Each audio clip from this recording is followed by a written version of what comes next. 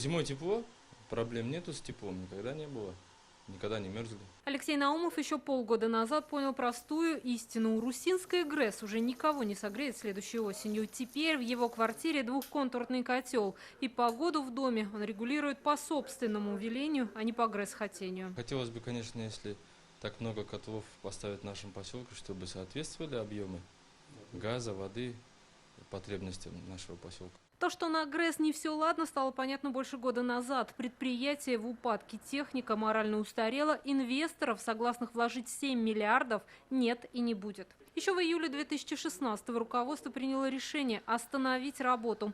А значит, выход один для всех – перейти на индивидуальное отопление. Но переходный период явно затянулся. Сегодня из 3441 квартиры поступило 1205 заявлений. И это составляет 35%. Практически каждую субботу на повестке дня совещания в Кабмине ситуация в УРУСу. До сентября все квартиры должны быть с индивидуальным отоплением. Но вот уже месяц цифры буксуют. Перешли на котлы лишь треть урусинцев. В чем причина? Какие у них мотивы? То, что они не хотят отапливать дом свой. На сегодняшний день население уповает на то, что кто-то им бесплатно это все будет устанавливать.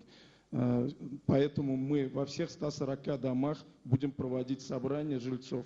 Я думаю, что ситуация будет меняться. Беспочвенными слухами и надеждами население УРУСу живет уже несколько месяцев. Вопросом, кому эта дезинформация выгодна, уже занялась прокуратура и МВД. Ситуация на личном контроле у президента. Станция банкрот, шансов нет. Другого решения нет, потому что вся инфраструктура она, в очень неприглядном состоянии.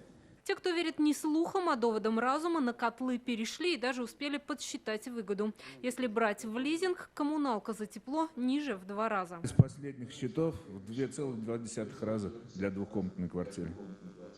Меньше, чем по декабрю. Урусинская ГРЭС доживает последние дни. В мае станция встанет. И те, кто не поторопится, может оказаться уже не в переходном, а в ледниковом периоде. Елена Веселова, ТНВ, Казань.